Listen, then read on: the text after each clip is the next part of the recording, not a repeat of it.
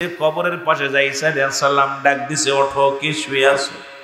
সঙ্গে সঙ্গে একজন পুরুষ উঠছে, গায়ের মধ্যে সাপ, গায়ের মধ্যে আগুনের সাপ, গায়ের মধ্যে আগুন দাও দাও করে জ্বলে। এই যুবকটা একটা চিৎকার মেরে উঠছে।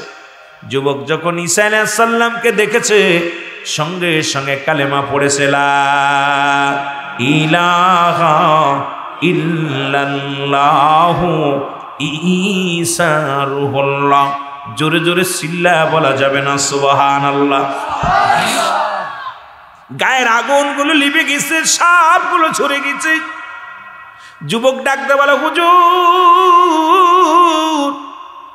আমি আজ 6 মাস কবরে শুয়ে আছি, একদিনও আমি আযাবের ফেরেশতা থেকে বাঁচতে পারি নাই। আমি কঠিন আযাবের মধ্যে ছিলাম, আমি বড় পাপী, আপনার উপরে ঈমান আনতে পারি নাই। না আনার কারণে আমি কবরের মধ্যে বড় কষ্ট ছিলাম। হুজুর আজ আমি আপনারে চিনতে পেরেছি, আর যখনই আমি ঈমান আনছি আল্লাহ এবং আপনার উপরে, সঙ্গে সঙ্গে আল্লাহ আমারে মাফ করে দিছে। হুজুর ঈসা আলাইহিস সালাম ডাকতে বলে, যুবক রে, তুমি বললা তোমার বিবি মারা গেছে, এ তো কবর থেকে উঠলো একজন পুরুষ, এ তো একজন পুরুষ উঠছে। বলে, হুজুর এটা আমার বিবির কবর না, ওটার পাশের ডাক। ডাক দিছে, ওঠো। ঈসা আলাইহিস সালাম বলেন, যুবক তুমি ঘুমায়া যাও। ঈসা নবী দোয়া করলেন, জাহান্নামী যুবক জান্নাতি হয়ে গেছে। জোরে বলা যাবে না সুবহানাল্লাহ। আর একটু জোরে বলো। এর ডাকতে বলেন, ওঠো, কবর থেকে ওঠো।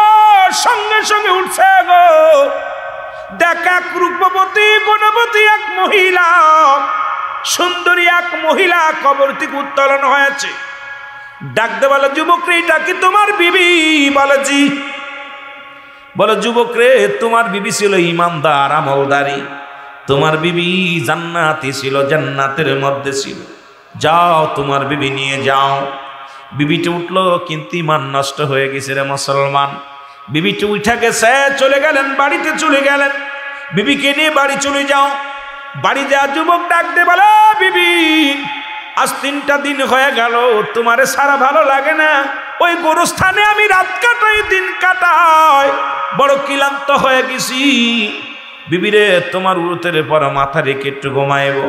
বিবির উরতের পর মাথা রেখে একটু ঘুমাইলেন। ঘুমানোর পর ওই রাস্তা দিয়ে যাইতেছিল রাজকুমার। রাজকুমারের নজরে পড়লো এক সুন্দরী নারী।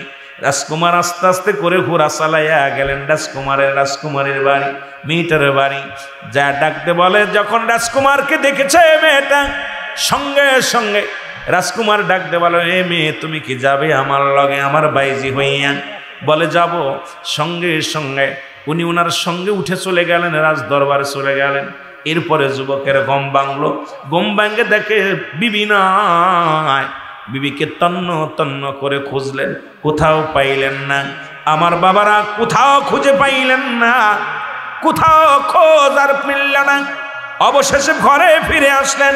এসে দেখেন ঘোড়ার পায়ের ছাপ। ঘোড়া দেখে চিন্তা করে, নিশ্চিত ঘোড়ার মধ্যে কোনো যুবক এসে নিয়ে গেছে আমার বিবিটারে। ঘোড়ার পায়ের ছাপ খুঁজতে খুঁজতে চলে গেল রাজমহলে। যা দেখে বিবি অন্য পুরুষের রং তামাশার মধ্যে আছে। যুবকের সঙ্গে রাজকুমারের সঙ্গে মুসলমান রঙ্গনীলায় মেতে আছে। দূর থেকে ডাকতে বলে, বিবি, ও বিবি। রাজকুমার ডাকতে কয়, মেয়েরে, তোমারে বিবি বলে ডাক দেয়। ছেলেরে কি চেনো? কয়, না চিনি না। কে তোমারে বিবি বলে ডাক দেয়? কয়, আমি তো চিনি না। কয়, এরপরে মুসলমান রাজকুমার আসলেন, তার খোলা বাড়ি তরবারি দিয়া এক কবে যুবকটারে দুনিয়া থেকে বিদায় করে দিলেন। যুবক বেঈমান হয়ে মারা গেল। এরপরে মুসলমান ইহা দ্বারা বুঝাইয়া দিল, ঈসা আলাইহিস সালাম তার কওমের লোকদেরকে বুঝাইয়া দিল, ও দুনিয়ার মানুষ শোনো, এই দুনিয়া একটা রূপবতী মহিলা, এই দুনিয়া একটা রঙ্গ মেলা। এই দুনিয়ার মোহে যে পড়বে, এই দুনিয়ার প্রেমে যারা পড়বে, এই দুনিয়া থেকে জাহান্নামী হয়ে যাবে। এই দুনিয়া থেকে ঈমান নিয়ে দুনিয়া থেকে মারা যাবে। এই দুনিয়া রঙ্গনীলার মধ্যে পড়ো না, কারণ এই দুনিয়া চিরস্থায়ী নয়। আল্লাহ বলেন, কুল্লু মান আলাইহা ফান। আল্লাহ কয়, বান্দা, এই জমিনটা আমি রাখবো না রে।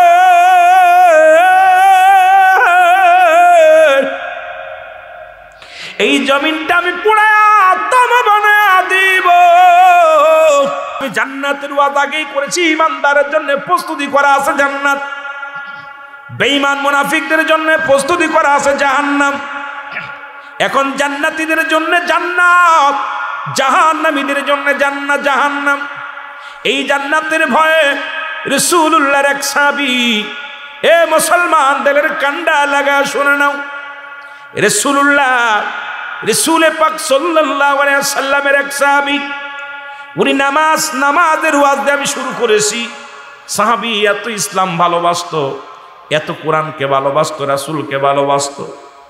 ও মুসলমান, হঠাৎ ওই মসজিদে যায়, প্রতিদিন 5 ওয়াক্ত সালাত আদায় করে। যুবক ভাইয়েরা খেয়াল করবেন, যুবক বয়স, দেখতে শুনতে ভালো, উঁচু লম্বা ভালো, প্রতিদিন নামাজ পড়তে যায়।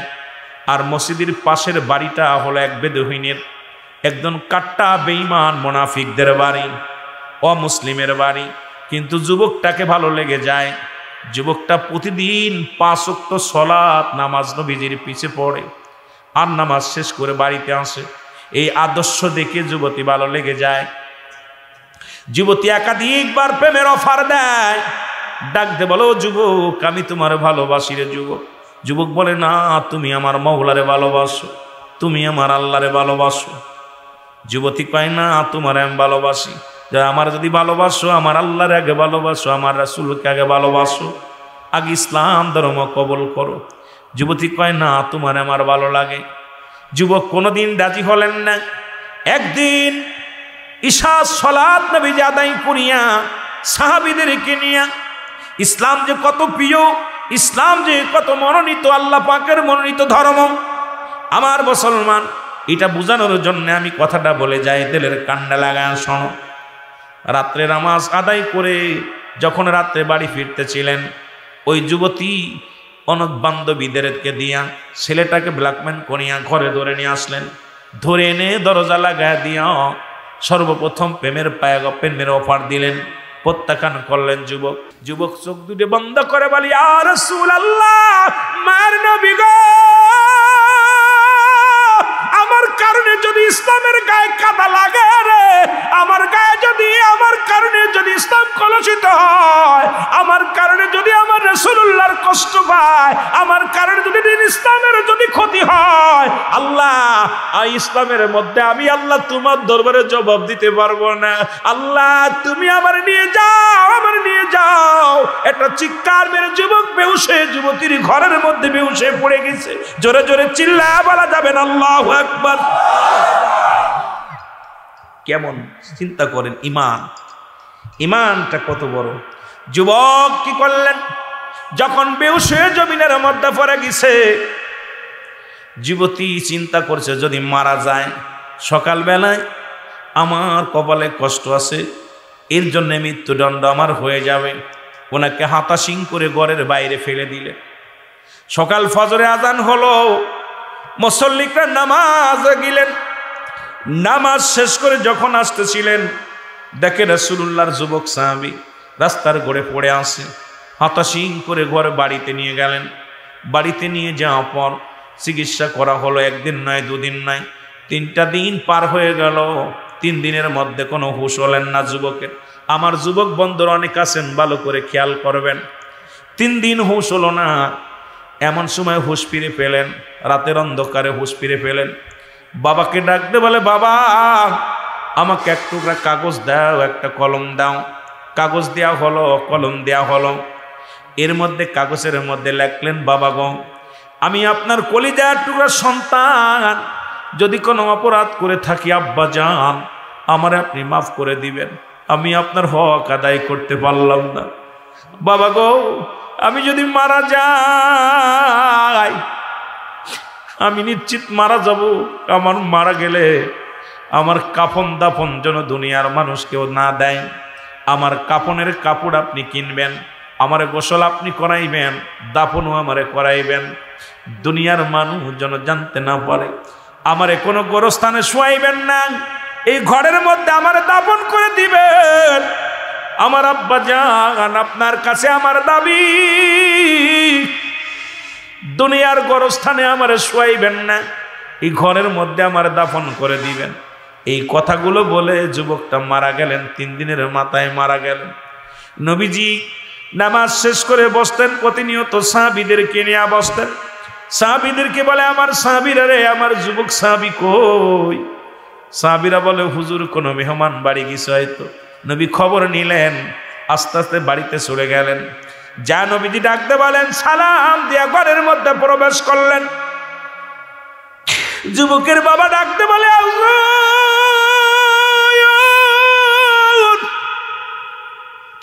নবী গো, আপনি আমার ঘরের মধ্যে আসছেন নবী গো। আমার নবী ডাকতে বলে, যুবকের বাবা, আমার যুবক সাহাবী কই? আজ কটা দিন আমি দেখতে পাই না, আমার যুবক সাহাবী গেছে কই? বলে, ইয়া রাসূলুল্লাহ, আমি বলতে পারি না, আমি বলতে পারি না, কারণ সন্তানেরা বাবা কথা বলতে পারে না, চোখের কোণা দিয়ে পানি বেয়ে বেয়ে পড়ে। নবীজি বলে, যুবকের বাবা রে, তুমি যদি বলতে না পারবে তবে তোমার চোখে কেন পানি?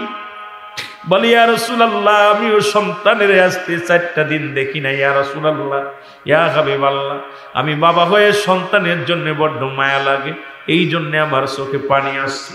আমার নবী বলে, কোথায় আমার সাহাবী? বলি, ইয়া রাসূলুল্লাহ, ইয়া হাবিবাল্লাহ, আমি বলতে পারি না। আমার নবী লক্ষ্য করে ঘরের মধ্যে নতুন মাটি খোঁড়া রে। আমার নবী ডাকতে বলে, সাহাবীরা, সাহাবীরে বাবা, এই ঘরের ভিতরে কেন মাটি খোঁড়া আগে বলো। বলি, ইয়া রাসূলুল্লাহ, ইয়া হাবিবাল্লাহ, আমি আর আপনার কাছে লুকাইতে পারলাম না। এই যে মাটি খোঁড়া দেখলেন, নতুন মাটি খোঁড়া দেখলেন, এই মাটির মধ্যে আমার কলিজা টুকরা সন্তানকে চিরদাফন করে রাখছি। জোরে বলো আল্লাহু আকবার। আমার যুবক বন্ধুরা শুনে নাও, রাহমাতুল লিল আলামিন ডাকতে বলে, আমার সাহাবীর বাবা রে,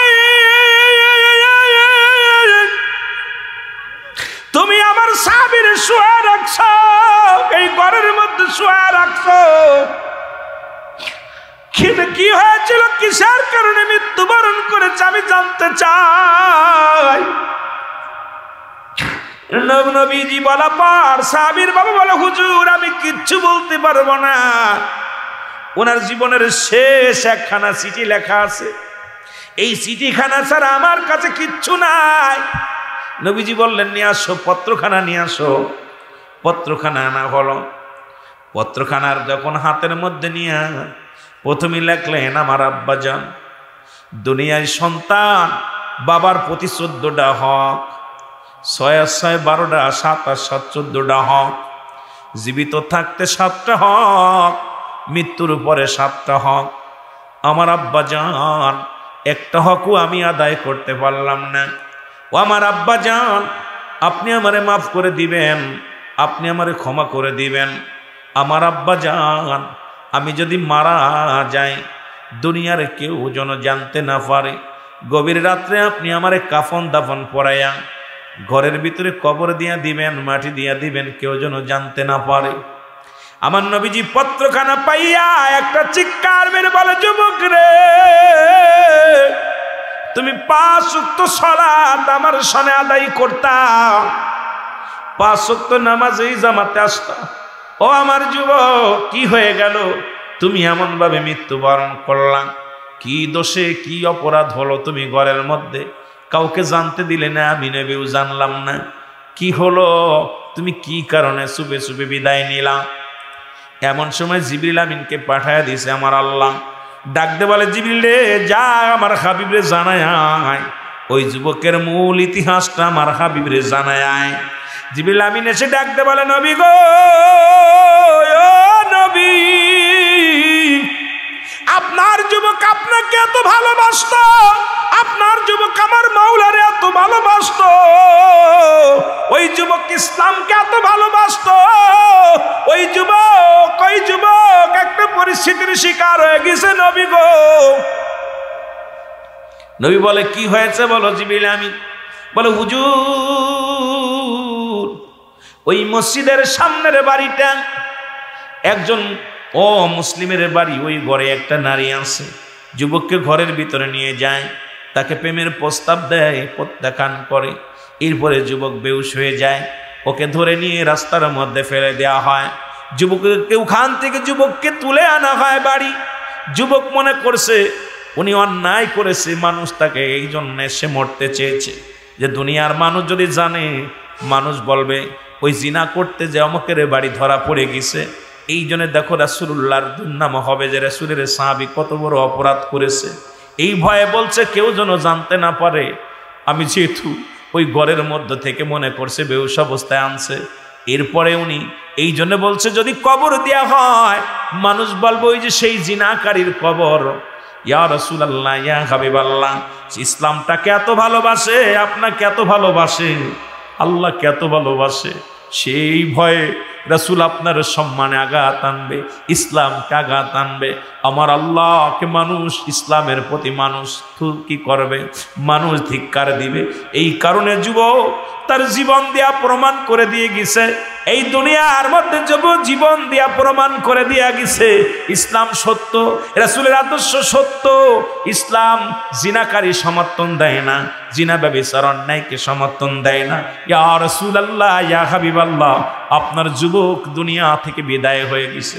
নবীজি আমার দোয়া করে যুবকের জন্য, হাত উঠে, রে যুবক রে, তুমি আমার এত ভালোবাসো, ইসলামকে এত ভালোবাসো, আল্লাহকে তুমি এত ভয় পাও, জীবন দিয়ে প্রমাণ করে দিয়ে গেলে যুবক তুমি প্রকৃত ইসলামকে ভালোবাসো, তুমি দিন ইসলামকে ভালোবাসো। নবীজি আস্তে আস্তে দোয়া করে চলে গেল রে। ওই যুবতীর বাড়ি চলে গেলেন, যা নবীজি দরজায় দাঁড়াইলেন। মেয়েটা ভিতরে থেকে বলে, ইয়া রাসূলুল্লাহ, ইয়া হাবিবাল্লাহ, আমি আপনাকে চিনতে পেরেছি আপনার আওয়াজ শুনে। আমি আজ থেকে আর অমুসলিম থাকতে চাই না, কালেমার মালা পড়ে মুসলমান হতে চাই। ইয়া রাসূলুল্লাহ, ইয়া হাবিবাল্লাহ, জীবন ইসলাম ধর্মে এত প্রিয় ধর্ম, কোরআনের আইন, হাদিসের আইন এত প্রিয়, এত প্রিয়। আমি সুন্দরী যুবতী কত চেষ্টা করেছিলাম আপনার যুবককে আমার প্রতি আকৃষ্ট করার জন্য। ইয়া রাসূলুল্লাহ, ইয়া হাবিবাল্লাহ, একবারও আমার দিকে নজর দেয় নাই, একবারও আমার মুখের দিকে তাকাই নাই, আমার দিকে তো তাকানো তো দূরের কথা। ইয়া রাসূলুল্লাহ, ইয়া হাবিবাল্লাহ, আমার রূপ যৌবনের দিকে একবারও তাকাই নাই। ইয়া রাসূলুল্লাহ, ওই যুবক যে ইসলাম যে সত্য, আপনার কোরআন যে সত্য, হাদিস যে সত্য, আপনি যে সত্য, এর মধ্যে আর কোনো সন্দেহ নাই। আমি একটা মিনিট আর অমুসলিম থাকতে চাই না, আমি কালেমা পড়ে মুসলমান হতে চাই। ইয়া রাসূলুল্লাহ, ইয়া হাবিবাল্লাহ, আমাকে আপনি কালেমা পড়ায় দেন, আমি মুসলমান হয়ে যাব। কালেমা পড়লেন, লা ইলাহা ইল্লাল্লাহু মুহাম্মাদুর রাসূলুল্লাহ সাল্লাল্লাহু আলাইহি ওয়াসাল্লাম। জোরে জোরে চিল্লায়া বলেন আমিন। বাচ্চা শাহজাহান চোখের পানি ছেড়ে ছেড়ে কাঁদতে লাগলেন। আল্লাহ, এত বড় মসজিদ 10টা বছর সাধনা করে আমি মসজিদখানা বানাইলাম, এক একটা দিন দুদু খতম কোরআন শরীফ তেলাওয়াত করাইছি হাফেজদের দিয়া, অসংখ্য হাফেজের দোয়া, অসংখ্য আলেমদের দোয়া। এই মসজিদখানা কেন আল্লাহ কেবলা নির্ণয় হয় না? আল্লাহ এখন কি করব? ইঞ্জিনিয়ার ডাক দিলেন, ইঞ্জিনিয়ার বৈজ্ঞানিকদেরকে ডাক দিলেন। সবাই বলে বাচ্চা শাহজাহান মসজিদটা ভেঙে ফেলতে হবে, ভাঙ্গা ছাড়া বিকল্প কিছু নাই। বাচ্চা শাহজাহান বলে, দুনিয়ার মানুষ শোনো, দুনিয়ার মধ্যে আমাকে তোমরা ভেঙে ফেলতে পারো, মসজিদের একটা ইটের মধ্যে যখন আঘাত করবা আমার কলিজার মধ্যে আঘাত দিবা, মসজিদের একটা বালুর মধ্যে আঘাত দিলে আমার কলিজার মধ্যে আঘাত দিবা। আমি বেঁচে থাকতে আমার মসজিদের গায়ে একটা ছোঁয়া লাগাইতে দিব না, আমি বেশি থাকতে আমার মসজিদের গায়ের একটা ধুলা কণা নষ্ট হতে দিব না। জোরে বলা যাবে না সুবহানাল্লাহ। আমি বেঁচে থাকতে এটা করতে দিব না, যে কোনো উপায় মসজিদটা বাঁচাইতে হবে। উনি রাতের অন্ধকারে ঘুমে আসেন, কে যেন ডাকতে বলে, বাচ্চা শাহজাহান তুমি মসজিদটাকে এত ভালোবাসো, তুমি মসজিদটাকে এত মহব্বত করো, মসজিদের গায়ে আঘাত লাগলে তোমার কলিজায় আঘাত লাগবে। মসজিদের গায়ে টাচ লাগলে তোমার কলিজার মধ্যে আঘাত লাগবে রে বাদশা শাহজাহান। শুনে রাখো, শুনে রাখো, তুমি দেখো কোনো আল্লাহ ওয়ালা মানুষ পাও কি খুঁজে কি না, তাকে যদি পাও তার কদমটা জড়ায়া ধরো, একটু উপায় তোমারে বলে দিবে, সেই উপায়ের উপরে তুমি নামাজ আদায় করো। বাদশা শাহজাহান খুঁজতে লাগলো, উজিরকে ডাকতে বলে, উজির দেখো আমার রাজ্যে এমন কোন দরবেশ, এমন কোন ভালো ব্যক্তি আছে কি না, যার কাছে গেলে আমি ভালো একটা পরামর্শ পাবো, কিন্তু মসজিদ আমি ভাঙতে পারবো না, মসজিদটা নষ্ট করা সম্ভব নয়। উজির বলে, হুজুর এই জামানার মধ্যে একজন আল্লাহওয়ালা ব্যক্তি আছে, তার সন্ধান পেয়েছি আমি। বলে কি, তার নাম কি? বলে তার নাম হলো নিজামুদ্দিন আউলিয়া। জোরে জোরে চিল্লা বলা যাবে না সুবহানাল্লাহ। নাম কি? নিজামুদ্দিন আউলিয়া। বাদশা শাহজাহান বলে, তাড়াতাড়ি না আমাকে নিয়ে চলো তার কদমের মধ্যে। বাদশা শাহজাহান চলে গেলেন নিজামুদ্দিন আউলিয়ার কাছে, যিনি ছিলেন চোর, ডাকাত, খুনি ছিল। শুনেছেন মুসলমান দুনিয়ার মধ্যে বড় খুনি ছিল। ওনার কাছে গেলেন, যা বললেন, হুজুর আপনার কাছে আমি আসছি। বলে কিসের জন্য আসছো? বলে আমি শুনেছি আপনি আল্লাহর আউলিয়া হয়ে গেছেন, দরবেশ হয়ে গেছেন। আমি একটা মসজিদ বানাইলাম 10 বছর সাধনা করে 10,000 কর্মী দিয়ে, আমি প্রতিদিন 2 খতম করে কোরআন শরীফ পড়াইছি। সুতরাং এই মসজিদ খানা কেবলা নির্ণয় হয় নাই, দয়া করে একটু উপায় বলে দেন, একটু পরামর্শ দেন। বাদশা শাহজাহান বলা পান, নিজামুদ্দিন আউলিয়া বলে, পাগল তুমি আমার কাছে কেন আসছো? এই দায়িত্ব আল্লাহ আমারে দেয় না, এই দায়িত্ব আমি পারবো না। তোমার মসজিদ ভেঙে ফেলো, ভেঙে গুড়িয়ে দাও, আর একটা নতুন করে বানাও। বাদশা শাহজাহান কয়, না সম্ভব নয়, এই মসজিদ আমি ভাঙতে পারবো না, পাগলের কাছে পাগলের খবর। নিজামুদ্দিন আউলিয়া কয়, তাহলে একটা কাজ করো, এই দিল্লির জঙ্গলে 60 বছর এক পাগল বাস করে। জঙ্গলে জীবনে কোনোদিন শরীয়তে সে ভাত খাই নাই, গাছের লতা পাতা খায়, আর ওই জঙ্গলের মধ্যে আল্লাহরে ডাকে। এমন একজন পাগল, সে শুধু সিজদার মধ্যে পড়ে থাকে, তসবিহ হাতে পড়ে থাকে, এমন একটা পাগল। সেই পাগলটার সন্ধান যদি তুমি পাইতে পাও, তাহলে ওই মসজিদ খানার একটা পরামর্শ পাবা। বলে নামটা কি তার? বলে তার নাম হলো আল্লাহর ওলি হারে বারেশা। জোরে জোরে চিল্লা বলা যাবে না সুবহানাল্লাহ। নাম কি? আরে বারেশা। এরে বাদশা শাহজাহান কয়, হুজুর তারে পাবো কেমন করে? এ বাদশা শাহজাহান, তুমি রাজত্ব ছেড়ে দিয়া জঙ্গলে চলে যাও, পাবা তার ঠিকানা পাবা। বাদশা শাহজাহান বাড়ি এসে খানা দানা নিয়ে পানি নিয়ে জঙ্গলে চলে গেলেন। সপ্তাহখানিক ঘুরে দেখে যায় নামাজের পর এক পাগল, ওই পাগলটা বসে বসে আল্লাহরে ডাকে, আল্লাহ আমি গুনাহগার, আমি পাপী, গায়ের পশমগুলো বড় বড়, নখগুলো বড় বড়। এই পাগলটা আল্লাহ ছাড়া কিচ্ছু বোঝে না। উনি প্রথম দিন দেখলেন সিজদায় পড়ে কান্দে, দ্বিতীয় দিন দেখে সিজদায় পড়ে কান্দে, তৃতীয় দিন দেখে সিজদায় পড়ে কান্দে। এরপরে এইরকম কান্দে দেখে চিন্তা করে, এই লোকটাই কি সেই পাগলটা হবে? কাছে যে সালাম ফিরা দোয়া করে, আল্লাহ আমার মতো পাপীর তুমি দুনিয়ার মধ্যে বেঁচাই রাখছো, আমি জঙ্গলে খাই, জঙ্গলে থাকি রে আল্লাহ, তোমার গোলামি করি। কোন নাম ধরে ডাকলে তুমি খুশি হও? কোন জিকির করলে তুমি খুশি হও? কোন ভাবে ডাকলে তুমি রাজি হও? আল্লাহর লিহারে বারেশা কান্দে, আর চোখের পানি ছেড়ে কান্দে, চোখের পানিগুলো টপ টপ করে জমিনের মধ্যে ফেলায়। পিছন থেকে যা বলে, আল্লাহর ওলি আসসালামু আলাইকুম। আল্লাহর ওলি আপনি কে? হারে বারেশা রাহমাতুল্লাহ আলাইহি। ডাক দে কয়, মূর্খ বাদশা, মনে হয় তুমি বাদশা শাহজাহান। কয় ঠিকই ধরেছেন, আমি বাদশা শাহজাহান। বলে আমি 60টা বছর এই জঙ্গলে এই দিল্লির জঙ্গলে বাস করি। আমার নামটা কেমনে জানলেন? যেহেতু তোমার দেশে বাস করি, তুমি দিল্লির বাদশা, আমি দিল্লির জঙ্গলের ফকির, তোমার নামটা যদি না জানি কেমন হয়? যেহেতু শরিয়াতে তোমার রাজ্যে আমি আসি, দুনিয়ার মধ্যে আল্লাহর জমিনের মধ্যে আমি আসি, তবু তোমার নামটা না জানলে কেমনে হয়? তবে কেমনে আজ কেসের জন্য আমার কাছে আসছো? বলে আপনার কাছে আসছি, আমি বড় দায় পড়ে বিপদে পড়েছি, আমি রাজত্ব ছেড়ে দিছি, সব ছেড়ে দিছি, বাড়ি ছেড়ে দিছি, বিবির মায়া ছেড়ে দিছি, আমি দিল্লির বাদশা, বাদশা শাহজাহান, আমি সুন্দর একখানা মসজিদ বানাইছি রে। ওই মসজিদখানা বানানোর পর নামাজ আদায় করেছি 3টা জুম্মা। প্রথম জুম্মায় শুনেছি নামাজ হয় নাই, দ্বিতীয় জুম্মায় শুনেছি নামাজ হয় নাই, তৃতীয় জুম্মায় শুনেছি নামাজ হয় নাই। আমি আপনার কাছে এসেছি, এখন আমার দিল্লির জুমা মসজিদটা ঠিক করে দিতে হবে। বাদশা শাহজাহান বলে পাগল, পাগল বলে বাদশা, এটা কি সম্ভব? তুমি ভেঙ্গে দাও, মিস্ত্রি দিয়ে ভেঙ্গে ঘুরিয়ে দিয়ে আবার একটা মসজিদ বানাও।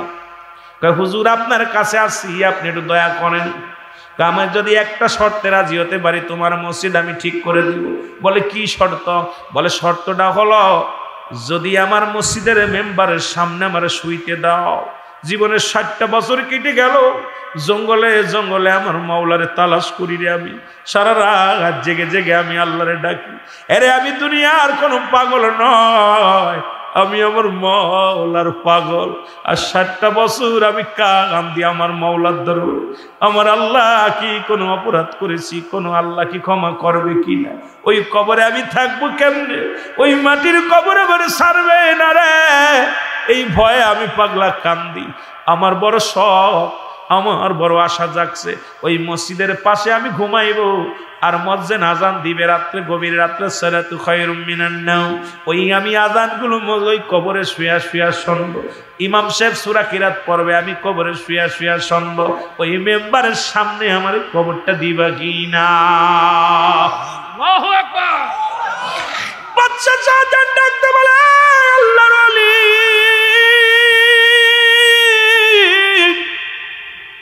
আমি বাচ্চা শাহজাহান বাড়ি গাড়ি করেছি, সব করেছি রে।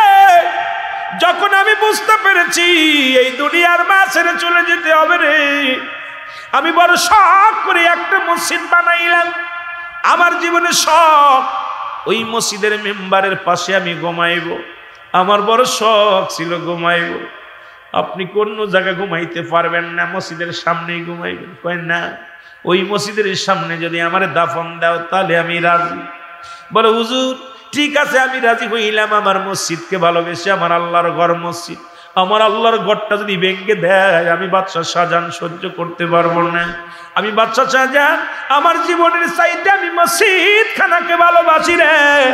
যাও যাও পাগলা, আমি তোমারে কথা দিলাম, ওই মসজিদের মেম্বারের সামনে যেখানে ইমাম সাহেব দাঁড়ায় তার সামনেই তোমার মাটি দেয়া হবে।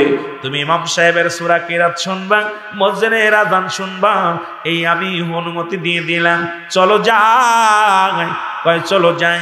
বাদশা শাহজাহান নিয়ে চলে আসলেন আল্লাহর ওলি হারে বারাসাকে, এনে জনগণকে ডাক দে বলো, ও আমার ভাইয়েরা তোমরা শোনো, প্রজারা শোনো, আজকে আমার মসজিদের কিবলা নির্ণয় হবে।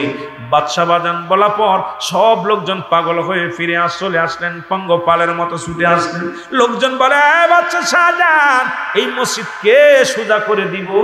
বাদশা শাহজাহান বলে, এই যে দেখতেছো এক আল্লাহর পাগল, দুনিয়ার কোনো পাগল নয়, যিনি আল্লাহ রাব্বুল আলামিন যারে জঙ্গলে যিনি কাটায় আল্লাহর প্রেমে পড়িয়া, কবরের ভয়, জাহান্নামের ভয়, দুনিয়ার সব ছেড়ে দিয়ে জঙ্গলে বাড়িঘর বানাইছে, দুনিয়ার মুখাফিক্কি না আল্লাহর মুখাফিক্কি হইয়া পড়ে আছে জঙ্গলের মধ্যে। এই পাগলটাই দিবে আমার মসজিদটা সরাইয়া। আল্লাহর ওলি হারে বারসা লোকজন দেখে সবাই হাসে আর কয়, বাচ্চা তুমি পাগল হয়ে গেছো, তুমি এমন একটা লোক ধরে আনছো, এই লোক মসজিদ তো দূরের কথা, একটা পাট কাটি সোজা করার মতো বল নাই, যার গায়ের মধ্যে কোনো বল নাই, হাড্ডি গুড্ডি শুকায় গেছে, একদম কঙ্কাল দেহখানা। এই মানুষটা তো হাঁটতে পারে না, সে আবার মসজিদ ঠিক করে দিবে কেমনে? এটা সম্ভব নয়। সকলে বলার পর হাসাহাসি শুরু করলেন। বাদশা নীরবতা পালন করে। আল্লাহর ওলি হারে বারসা রাহমাতুল্লাহ আলাইহি উনি ডাকতে বলে, ও প্রজারা এত হাসি কিসের রে? এত হাসি কিসের? মসজিদও আল্লাহ আর আমিও আল্লাহ, তোমরাও আল্লাহ। তোমরা বিশ্বাস রাখো, আমার উপরে বিশ্বাস রাখো। আমার আল্লাহ যেহেতু আমার বানাইছে, তোমারও বানাইছে, আল্লাহ সমাধান দিবে। একটু ধৈর্য ধরো তোমরা। তবে তোমাদের মধ্যে যিনি বৈজ্ঞানিক, যিনি দার্শনিক, তোমরা শোনো, কান পেতে শোনো, তোমরা ভালো করে ম্যাপ ধরো। এই মসজিদখানা আমি ধাক্কা দিয়ে সরায়া দিব, জোরে বলা যাবে না সুবহানাল্লাহ। আমার বন্ধুরা আমার শোনো, ইঞ্জিনিয়ার ম্যাপ ধরলেন, ইঞ্জিনিয়ার ম্যাপ ধরে কয় হুজুর এই দিক থেকে দিকে ঠেলা দেওয়া লাগবে। আল্লাহর ওলি হারে বারেসা মসজিদের মধ্যে ওযু করে ঢুকলেন, ঢুকিয়া 2 রাকাত নফল নামাজ পড়লেন। নামাজটা পড়ে লম্বা একটা মোনাজাত দিলেন। মোনাজাত দিয়ে ডাকতে বলে, আমার আল্লাহ, জীবনে কিছু চাই নাই তোমার কাছে, জীবন ভরে গোলামি করছি তোমারে পাওয়ার জন্যে। আল্লাহ, এবার জীবনে একটা শখ, আমি মসজিদের পাশে ঘুমাইব, মসজিদের আজান শুনবো। আল্লাহ, মসজিদের ইমাম সাহেব খুতবা পড়ব, মসজিদের ইমাম সাহেব কোরআন তেলাওয়াত করবে, সূরা কিরাত পড়বে, আমি শুয়ে শুয়ে শোনার বড় স্বপ্ন জাগছে। আল্লাহ, তুমি আমার এই সুযোগটা করে দিও, আমার বঞ্চিত করো না। এই 60 বছরে আমি জীবনে কোনোদিন কিছু চাই নাই, আজকে তোমার কাছে জীবনে একটু শুইতে চাই, কবরটা আমার ওই মসজিদের সামনে, এই সুযোগটা আমারে করে দাও। আমার আল্লাহ বলে ডাক দিয়া, এরে মুসলমান, ইলহামের মাধ্যমে বাদশা, মুসলমান বাদশা বসে আছে, ইলহামের মাধ্যমে আল্লাহর ওলি হারে বারেসাকে শোনায়া দেয়, ও আল্লাহর পাগল, কেন ভয় করিস? যা মসজিদের ভিতরে হাত লাগা, ওই হাতখানি আমার, বান্দা যখন আমার হয়ে যায়, আমি বান্দার হয়ে যায়।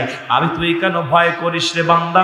আমি তো তোর হয়ে গেছি, তোর ভয়ের কোনো কারণ নাই, কারণ তোর জীবন জৈবন সব সুপে দিছি আমারে, আমি আল্লাহরে সুপে দিছি। ভয় পাস না রে পাগল, যা, তোর জীবনের স্বপ্নটা পুরা হবে।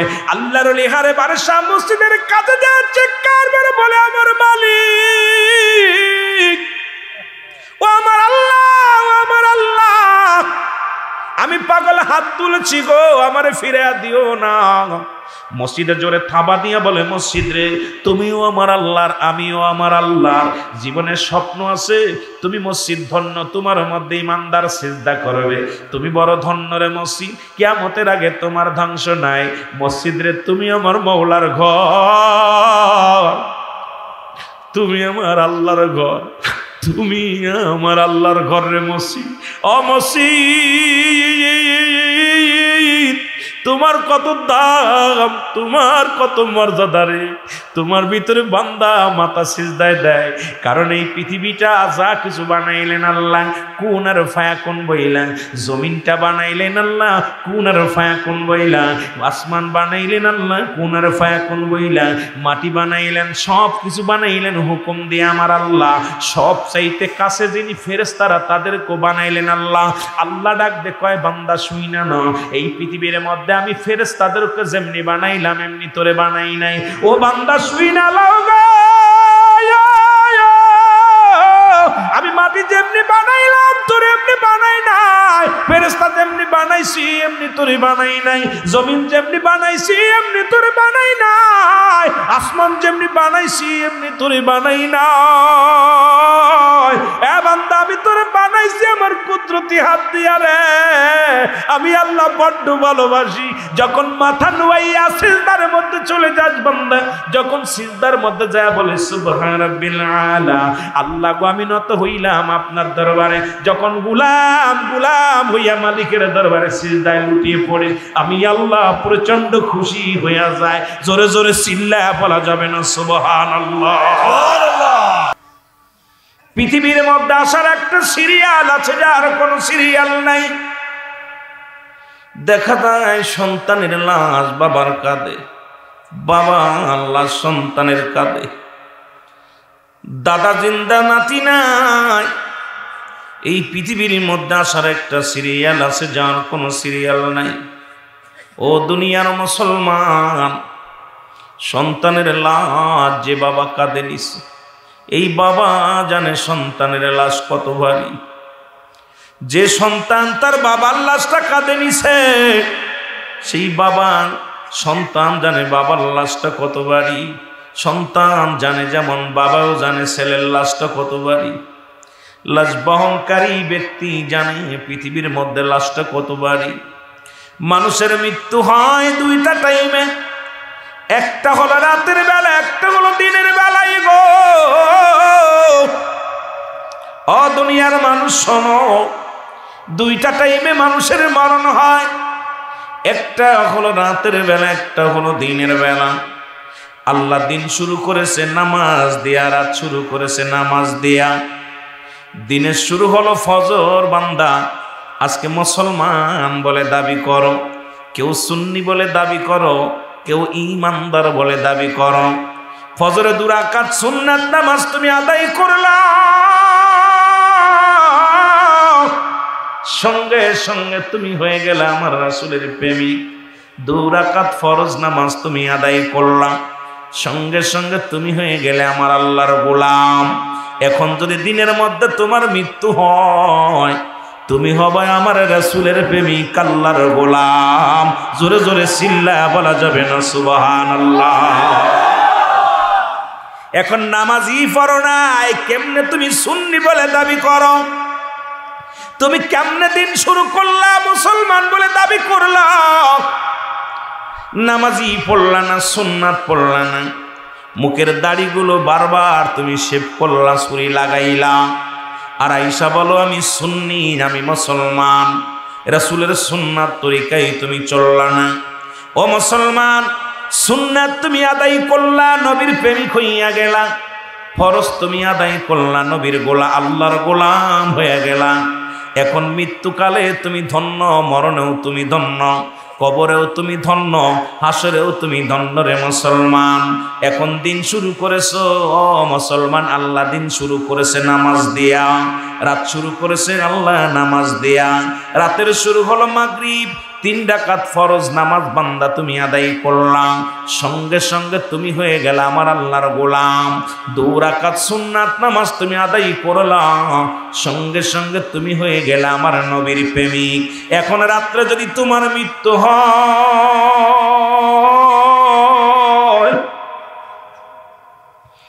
ও দুনিয়ার মানুষ শোনো, রাত্রে যদি তোমার মৃত্যু হয়, তোমার মৃত্যুটা হবে আমার রাসূলের প্রেমিক, আল্লাহর গোলাম। জোরে জোরে চিল্লায়া বলা যাবে না সুবহানাল্লাহ? আমার নবী ডাক দিয়ে কয়, সাহাবীরা রে, তোমরা কি আমার সাথে কেউ জান্নাতে যেতে চাও? আমি আলোচনা এখনো শুরু করি না, আমি আস্তে আস্তে যে আলোচনার মধ্যে যাই। নবী বললেন, সাহাবীরা রে, তোমরা কেউ কি আমার সাথে জান্নাতে যেতে চাও? সাহাবীরা বললেন, ইয়া রাসূলুল্লাহ, ইয়া হাবিবাল্লাহ, কে বানা চায়? নবী বললেন, সাহাবীরা শোনো, যে ব্যক্তি 5 ওয়াক্ত সালাত নামাজ সময় মতো ওক্ত মতো আদায় করতে পারবে, আমি নবী ওয়াদা করলাম, আমি নবী তোমাদের সঙ্গে কথা বললাম, তোমাদেরকে কথা দিলাম, ইয়াউমুল কিয়ামতের ময়দানে আমি নবী তোমাদের সঙ্গে করে জান্নাতে নিয়ে যাব। এখন রাসূলের সঙ্গে কে কে জান্নাতে যেতে চান একটু হাত দুগুলো তালে দেখা। আল্লাহু আকবার বলেন। এখন নবীর সঙ্গে যদি জান্নাতে যেতে চাই, তাহলে আমার নবী বললেন, সাহাবীরা রে, 5 ওয়াক্ত ফরজ নামাজ, 5 ওয়াক্ত সালাত সময় মতো মতো যদি কোনো ব্যক্তি আদায় করতে পারে, আমি নবী তার হাত ধরে জান্নাতে নিয়ে যাব। এখন নামাজ যারা পড়বে রাসূলুল্লাহর সঙ্গে তারা জান্নাতে যাবে, নামাজ যারা পড়বে না, আদায় করবে না, নবীজির সঙ্গে যাইতে পারবে না। আজ থেকে নামাজও ছাড়তে চাই না, রাসূলকেও ভুলতে চাই না, নামাজও পড়তে চাই, রাসূলকেও চাই। আর ওই আমার আল্লাহ রেখেছে একটা নয়, 2টি নয়, 8টা জান্নাত প্রস্তুতি করে। আল্লাহ কয়, ইমানদার মুমিনের জন্য আমি রেখে দিলাম উইদ্দাতুল মুমিনিন। আল্লাহ কয়, মুমিনদের জন্য প্রস্তুতি করে রাখলাম একটা নয়, 2টি নয়, 8টা জান্নাত। জোরে জোরে চিল্লায় বলো সুবহানাল্লাহ। আল্লাহর নবীর একজন সাহাবী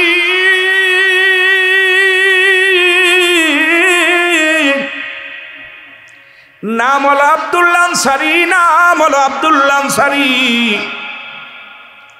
আনসারী নামাজ শেষ করে যাইতে একটু দেরি হয়েছে।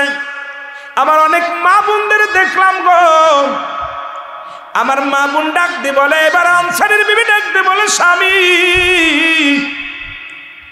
আপনি প্রতিদিন নামাজ শেষ করে আগে আগে চলে আসেন, আজকে কেন এত দেরি হলো একটু জানতে পারবো কি?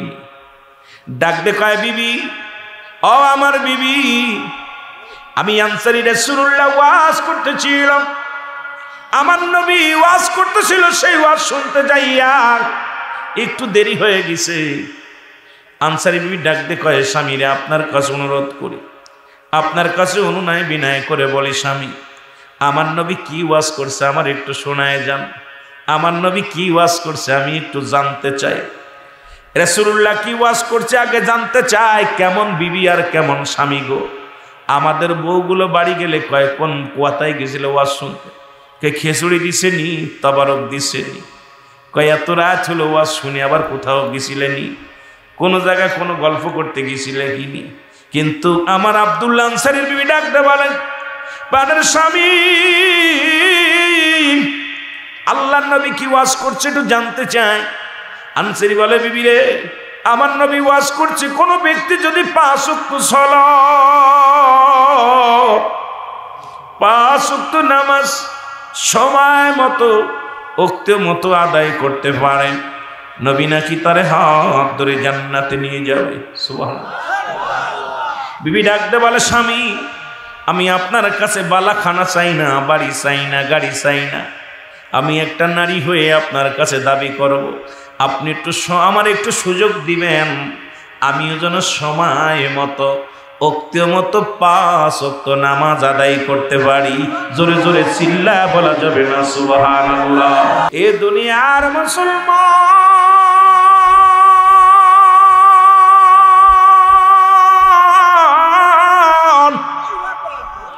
নবী জীবন বললাম এই জন্য অনেক আলেমের কষ্ট লাগবে গো।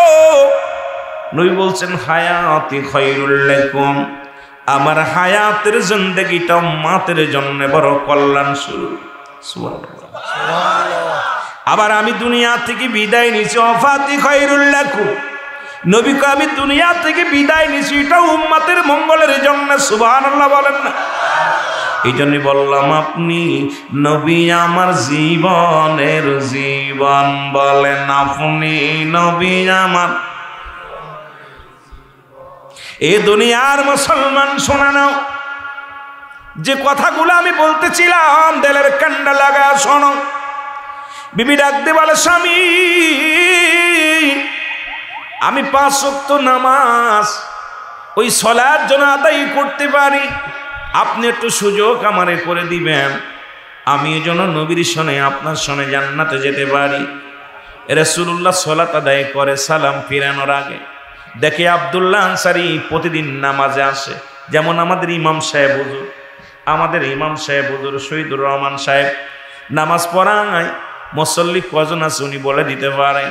মুসল্লিদের চেহারা দেখে 5 ওয়াক্ত সালাতের ভিতরে মুসল্লিদের সঙ্গে কি হয়, মিলন হয়, দেখা হয়।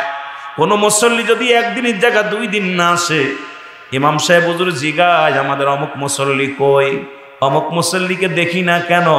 কারণ ইমাম সাহেব হুজুর মুসল্লিদেরকে খেয়াল রাখে। মায়ার নবী ডাকতে বলে, আমার সাহাবীরা রে, আজ 3টা দিন হয়ে গেল সব সাহাবীরে দেখি, কিন্তু আমার আব্দুল্লাহ আনসারী নামাজে আসে দেখি সে আসতে, কিন্তু সালাম ফিরায় ধরে মেরে চলে যায়। কিসের জন্য সালাম ফিরে তারে দেখতে পাই না? সাহাবীরা বলে, ইয়া রাসূলুল্লাহ, ইয়া হাবিবাল্লাহ, নিশ্চিত দুনিয়ার কোনো কাজে ব্যস্ত আছে, নিশ্চিত কোনো ঝামেলার মধ্যে আছে, নিশ্চিত হয়তো বিবির প্রেমে পড়ে গেছে, না হয় দুনিয়ার প্রেমে পড়ে গেছে। আল্লাহর নবী বলে, সাহাবীরা রে, আমি নবী নিজেই খবর নিব কেন আসে নাই, আমি নবী নিজেই খবর নিব, আমি যাব ওখানে সাহাবীর বাড়ি। নবীজি চলে গেলেন সাহাবীর বাড়ি, সালাম দা, আসসালামু আলাইকুম ইয়াল বাইত, একবার নয়, দুবার নয়, 3-3বার সালাম দিলেন। রাসূলুল্লাহ সালাম দিলেন, নবী সালাম দিয়া কোনো উত্তর পাইল না রে। নবী মনে একটু কষ্ট পেয়ে নবীজি চলে আসলেন, পিছন থেকে দৌড়াইতে দৌড়াইতে আব্দুল্লাহ আনসারী যাইয়া রাসূলুল্লাহর পাশাপাশি যাইয়া যায় বলো আলাইকুম আসসালাম ইয়া রাসূলুল্লাহ, ওয়ালাইকুম আসসালাম ইয়া হাবিবাল্লাহ, ওয়ালাইকুম আসসালাম ইয়া রাহমাতাল লিল আলামিন। জোরে জোরে চিল্লায়া বলা যাবে না সুবহানাল্লাহ? আল্লাহর নবী ডাকতে বলে আনসারীরা, আমি 3 বার তোমার সালাম দিয়েছিলাম, 3 বারও একবারও জবাব পাইলাম না, আবার 3 বারই তুমি উত্তর দিলে, তার মানে আর বুঝতে বাকি নাই তুমি নিশ্চিত ঘরের মধ্যে ছিলে, আমার সালামের জবাব দেও নাই। আনসারী বলে ইয়া রাসূলুল্লাহ, ইয়া হাবিবাল্লাহ, নবী গো, মায়ের নবী, আমি কেন সালামের জবাব দিই নাই, কেন আপনার উত্তর দিই নাই, এই কেন জবাব আমি দিতে পারবো না ইয়া রাসূলুল্লাহ, ইয়া হাবিবাল্লাহ। আপনি যদি দয়া করে একটু বাড়িতে যাইতেন, আপনি যদি দয়া করে আবার একটু আমার ঘরে যাইতেন, তাহলে আমি বলতে পারতাম কেন আপনার সালামের জবাব দিই নাই রে। কেমন নবী গো, কেমন নেতা। নবী বললেন চলো যাই আনসারী, চলো যাই। রাসূলুল্লাহ রওনা হয়ে গেলেন, যে আনসারীর ঘরের দরজায় গেলেন, আনসারী দরজাটা খুলে দিলেন। দরজাটা খুলে দেওয়ার সঙ্গে সঙ্গে নবীজি দেখতে পাইলেন আনসারী ঘরের মধ্যে বিশাল একটা গর্ত খোঁড়া। নবী বললেন সাহাবী রে, তোমার ঘরের ভিতরে এত বড় গর্ত কেন? আনসারী বলে নবী গো, আপনি যখন আমারে সালাম দিয়েছিলেন নবী গো, আমি যে কথা বলতেছিলাম, দুনিয়ার মুসলমান শোনো, এই জন্য যদি আপনি মুসলমান হতে হয়, নামাজ লাগবে কি লাগবে না? কথা বলে, নামাজ লাগবে কি লাগবে না? এই নামাজের তালিম দিছে আমার নবী রাহমাতাল লিল আলামিন। সাহাবে একরামগণ, উলিয়াল্লাহগণ, ওলামা একরামগণ, আজকে নামাজের তালিম শুধু চলছে চলছে, নামাজের ওয়াজ চলছে চলছে, কিন্তু নামাজই বাড়ছে না, ইমানদার বাড়ছে না। কারণটা কি রে ভাই? কারণ নামাজের প্রতি আমাদের মন নাই, নামাজের প্রতি আমাদের ইয়াকিন নাই। আর নামাজের প্রতি যদি আপনার ইয়াকিন না হন, নামাজের প্রতি যদি যত্নবান না হন, এই জীবন জীবন নয়, এমন একটা জীবন আসবে যে দেশে গেলে মানুষের বিচার হয়, যে দেশে গেলে মানুষের হিসাব হয়, যে দেশে গেলে মানুষ আর কোনোদিন ফিরে আসে না, সেই দেশটার নাম হলো কবর। মানুষের 3টা বিপদ, নাম্বার 1 হলো মানুষের মরণ, 2 নাম্বার হলো কবর, 3 নাম্বার হলো কিয়ামতের ময়দান, 1 নাম্বার হলো মরণ। এই কোরআনুল কারীমের মধ্যে যতগুলো সূরা আছে সব অস্বীকার করতে পারবেন, একটা আয়াত স্বীকার করা সম্ভব নয়। সেটা কি? কুল্লু নাফসিন আসেনি? কত গণ আসেনি? আরো জোরে। এটা অস্বীকার করার মতো খবর আছে? কোন ব্যক্তি পারত? এটা অস্বীকার করার মতো কোনো ক্ষমতা নাই। পৃথিবীর মধ্যে ফিরাউন, নমরুদ, কারুনদের খোদাই দাবি করেছিল, কেউ দুনিয়ার মধ্যে নাই, সবাই দুনিয়া থেকে বিদায় হয়ে গেছে। 5 বছরের ক্ষমতা পাইয়া, ও মুসলমান, 10 বছরের ক্ষমতা পাইয়া তুমি দুনিয়ার মধ্যে কষ্ট দিলা, মানুষকে যন্ত্রণা দাও। মনে রেখো, ফিরাউনও ছিল, নমরুদও ছিল, কারুনও ছিল, তাদেরকে আল্লাহ শেষ করে দিছে। দুনিয়ার মধ্যে প্রতাপশালী বাদশাহ ছিল 4 জন ব্যক্তি, তার মধ্যে একজনের নাম হলো, মুসলমানদের মধ্যে 2 জন, কাফেরদের মধ্যে 2 জন। মুসলমানদের মধ্যে 2 জনের একজনের নাম হলো নবী সুলাইমান, আর একজনের নাম হলো বাদশা জুলকারনাইন। আল্লাহ তাদেরকে এই পৃথিবীর মধ্যে ক্ষমতা দিয়েছিল। কাফেরদের মধ্যে 2 জন আল্লাহ অল পৃথিবীর মধ্যে রাজত্ব দান করেছিল। একজনের নাম হলো বাদশাহ নমরুদ, আর একজনের নাম হলো বুখতানসর। এই পৃথিবীর মধ্যে কাফেরদের মধ্যে 2 জন, মুসলমানদের মধ্যে 2 জন আল্লাহ প্রতাপশালী বাদশা বানায়া দিয়েছিল। তাদেরকে আল্লাহ দুনিয়া থেকে বিদায় করে দিছে। সুতরাং এই পৃথিবীর রং তামাশায় পড়ে রে মন, কতই অন্যায় করতেছো, কত জুলুম করো, কত না তুমি বল পথে চলো। এই দুনিয়ার জিন্দেগি ছেড়ে চলে যেতে হবে, একবার কেন তুমি চিন্তা করো না রে মন, একবার কেন তুমি ভাবো না রে মন। আমি বলতেছিলাম 1 নম্বর বিপদ হলো মানুষের মরণ রে। আল্লামা মুফতি আমজাদ আলী সাহেব একটা কিতাব লেখলো, কিতাবের নাম বাহারে শরিয়াত। এই কিতাব লিখতে যায় উনি বললেন, দুনিয়ার মানুষ শোনো, মানুষ যখন সাধারণ মৃত্যুবরণ করে, এই মানুষটার মৃত্যু হলো 70টা তাজা উঠে গায়ের চামড়া জবাই না করিয়া উল্টো দিকে টান দিয়া লবণ আর মরিচ লাগা দিলে যতটুকু যন্ত্রণা হয়, ও দুনিয়ার মানুষ শোনো, এর চাইতে 70 গুণ যন্ত্রণা হলো একটা মৃত্যু, সহজ মৃত্যু। এখন আমরা যারা মরণকালে পায়খানা করে দিই, মরণকালে প্রস্রাব করে দিই, মরণকালে যাদের জিহ্বা বড় হয়ে যায়, মরণকালে কত মানুষের দেখলাম চোখ দুটি বড় বড় হয়ে যায়, কত মানুষের জানাজা পড়লাম, কত মানুষের কাপন পরাইলাম, কত মানুষের দাপন করাইলাম, কত মানুষের মুসলমান গোসল করাইলাম। ওই জিহ্বাটা বাইর হইছে আর ঢুকানোর সম্ভাবনায়, চোখ দুটি বড় বড় হয়ে গেছে, বন্ধ করার সম্ভাবনায়, এক টঙ্গ পরে গেছে, পায়খানা প্রস্রাব করে দিছে, তাদের মৃত্যুটা কত কঠিন হয়। ও মুসলমান, তাদের মৃত্যুটা কত কঠিন হয়, একবার ভাবার দরকার। এই মরণের চিন্তা কেন করো না রে? কত রাজা কত বাদশা দুনিয়ার মধ্যে আগমন করল, সবাই বিদায় নিয়ে গেছে, কেউ চিরস্থায়ী নয়। আমি আপনিও চলে যাব, আমরাও চিরস্থায়ী নয়।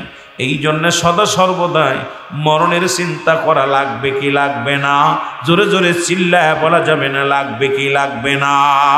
একটু জোরে জোরে চিল্লায় বলা যাবে না আল্লাহু আকবার। আমি যে কথাগুলো বলি একটু দিলের কান্ডা লাগে, শোনো গো।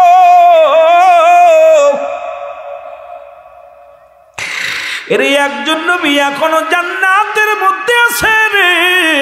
পৃথিবীর মধ্যে একজন 4 জন নবী জীবিত গো, যাদের মধ্যে একজনের নাম হলো মুসলমান। শুনে নাও, এখনো 4 জন ব্যক্তি জীবিত আছে, তাদের মধ্যে একজনের নাম হলো যিনি ইদ্রিস আলাইহিস সালাম জান্নাতের মধ্যে আছে, এখনো জিন্দা আছে। এদের মধ্যে ইদ্রিস আলাইহিস সালাম, এরপরে আরেকজন নবী নাম হলো হযরত ঈসা আলাইহিস সালাম। ঈসা ইবনে মরিয়মের সন্তান, মরিয়মের কলিজার টুকরা সন্তান ঈসা আলাইহিস সালাম। আরেকজন ব্যক্তি যিনি খিজির আলাইহিস সালাম, যিনি আছেন পানির দায়িত্বে আছেন রে মুসলমান। আরেকজন নবী যিনি পাহাড়ি অঞ্চল যাদের মধ্যে আছে, নাম হলো হযরত ইলিয়াস আলাইহিস সালাম। উনিও আছেন দায়িত্বে আছে কোথায় রে মুসলমান? পাহাড়ের দায়িত্বে আছে। এখনো 4 জন ব্যক্তি জিন্দা আছে রে মুসলমান। শুনে নাও এ আমার বাবারা, শোনো। ওই ইদ্রিস আলাইহিস সালাম উনি দুনিয়ায় মেহমান ছাড়া খানা খাইতেন না। অনেক লম্বা ইতিহাস, আমি অত বলতে পারবো না। উনি কি করলেন? মৃত্যুবরণ করলেন, এরপরে জিন্দা হলো, জান্নাত জাহান্নাম দেখানো হলো। ইদ্রিস আলাইহিস সালাম জান্নাত দেখে বড় আনন্দিত হলো। ইদ্রিস আলাইহিস সালামকে ডাকতে বলেন, আমার মালিক ও আমার বন্ধু, তুমি জান্নাত গুলো ঘুরে ঘুরে দেখলা, কত মজা লাগছে, কত সুন্দর লাগছে নি? আমার মাওলা, জান্নাতি নিয়ামত গুলো আমি পেয়ে অত্যন্ত খুশি হয়ে গেছি। তোমার জান্নাতের নিয়ামতের অফুরন্ত ভান্ডার আমি কি বলবো? ওই মহিমা বলা আমার দ্বারাই সম্ভব নয়। বলে ইদ্রিস রে, তুমি সব কিছু পেয়ে খুশি নি? ইদ্রিস আলাইহিস সালাম বলে, আল্লাহ আমি সব পেয়ে খুশি হয়েছি, তবে তোমার আজরাইল মনে হয় আমার সামনে ভালো ব্যবহার করে নাই। ওই মৃত্যুকালে যন্ত্রণা, ওই মৃত্যুকালে যন্ত্রণা পেয়েছি, আমার গায়ের যন্ত্রণা যাই নাই। আল্লাহ ডাকতে বলে, আজরাইল রে, তাড়াতাড়ি যা আমার বন্ধুর জানায়। আজরাইল আলাইহিস সালাম আগমন করলেন, ইদ্রিস আলাইহিস সালামকে সালাম দিলেন, আসসালামু আলাইকুম। ইদ্রিস আলাইহিস সালাম বলেন, আলাইকুম আসসালাম। বলে, আজরাইল আগে বলো আমার রূহটা কেমনে বাইর হয়েছে? বলে, হুজুর পৃথিবীর মধ্যে আমি সবার রূহ বাইর করতে দুনিয়ার মধ্যে আসি না, একমাত্র ইমানদার যারা, ইমানদারের রূহটা বাইর করার জন্য জমিনের মধ্যে আসি। হুজুর, আসমানে থাকে আমার মাথা, জমিনের মধ্যে থাকে আমার পা। পৃথিবীর সমস্ত পানি যদি মাথায় ঢেলে দেওয়া হয়, একটু পানি জমিনের মধ্যে গড়ে পড়ে না। আমি এত বড় দানব, পৃথিবীর সব মানুষের রূহ বাইর করার জন্য, জান বাইর করার জন্য আমি জমিনের মধ্যে আসি না, একমাত্র ইমানদারের রূহটা নেওয়ার জন্য আসি। হুজুর, আপনার মৃত্যু হয়েছে, শুধু আপনার মায়ের বুকে দুধ খাইতে খাইতে সন্তান যেমনি ঘুমায়া যায়, এই রূপ আপনার মৃত্যু হয়েছে। শুধু আপনার মাথার উপরে হাতখানা রেখেছি, আপনাকে তো কোনো কষ্ট দেয়া হয় নাই। ইদ্রিস আলাইহিস সালাম বলে, আজরাইল, এই মৃত্যু সহজ মৃত্যু যদি এত কঠিন হয়, এই সহজ মৃত্যু যদি এত কষ্ট হয়, যাদের তুমি মৃত্যুকালে যারা কষ্ট দাও, যাদের রক ছিঁড়ে যায়, পায়খানা প্রস্রাব করে দেয়, দুনিয়ার মধ্যে যাদের চোখ দুটি বড় বড় হয়ে যায়, জিহ্বা বড় হয়ে যায়, তাদের মৃত্যুটা কত কঠিন হয়, জোরে জোরে চিল্লায় বলা যাবে না আল্লাহু আকবার? আর একটু জোরে জোরে চিল্লায় বলা যাবে না আল্লাহু আকবার? একজন নবী বলতেছেন যে এত সহজ মৃত্যু যদি এত কঠিন হয়, যাদেরকে কষ্ট দিয়া রুহু নেও তাদের মৃত্যুটা কত কঠিন। ও বাবা, এই দেশের যাত্রী আমরা, যত বড় টাকাওয়ালা হোক, বাড়িওয়ালা হোক, কেউ আমরা দুনিয়ার মধ্যে থাকবো না। বাদশাহ ফকির হে সবকে একই ঠিকানা। টাকাওয়ালা, বাড়িওয়ালা, বাদশাহ ফকির যেই হন না কেন, সব একই ঠিকানা, একই দেশের যাত্রী। কত মানুষ দেখলাম, কত তাফসির কারক দেখলাম, কত সুনামধারী বক্তা, কত সুনামধারী নেতা, একে একে সব চলে দিছে, একে একে আমাকে আপনাকে চলে যেতে হবে। এই দুনিয়ায় একটা সিরিয়াল, একটা যে কোনো মুহূর্তে চলে যেতে হবে। তো এই দুনিয়ার মায়া পড়ে আমরা কত অন্যায় করতেছি, কত জুলুম করতেছি, ঠিক কিনা? আরো জোরে বলেন ঠিক কিনা? মনে পড়ে গেল মুসলমান বনি ইসরায়েলদের শিক্ষা দেওয়ার জন্য, বনি ইসরায়েলদের শিক্ষা দেওয়ার জন্য মুসলমান অসংখ্য নবী আইছে গো। এদের মধ্যে ঈসা ইবনে মরিয়ম, ঈসা আলাইহিস সালাম জমিনের মধ্যে শুধু গোরস্থানে বেশি বেশি করে যাইতো।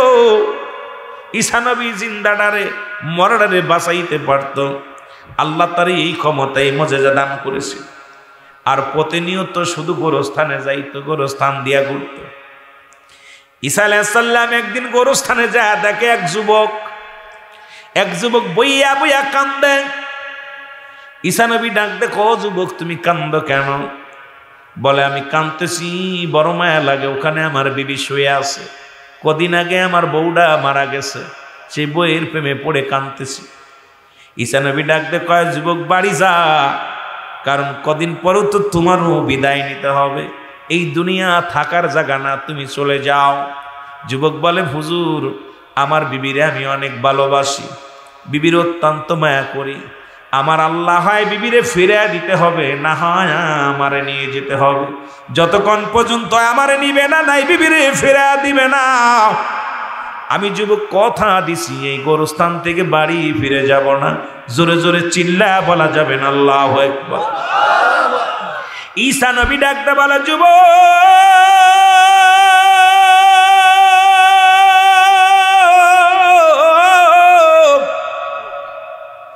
তুমি তোমার বিবির এত ভালোবাসো, তোমার বিবির এত মহব্বত করো গো, যেহেতু বিবির সারা ঘরে যাবা না, বলো তোমার বিবির কবর কোনটা? বলে, হুজুর, ওই যে আমার বিবি শুয়ে আছে। ডাক দে বলে, ওঠো। ডাক দিছে,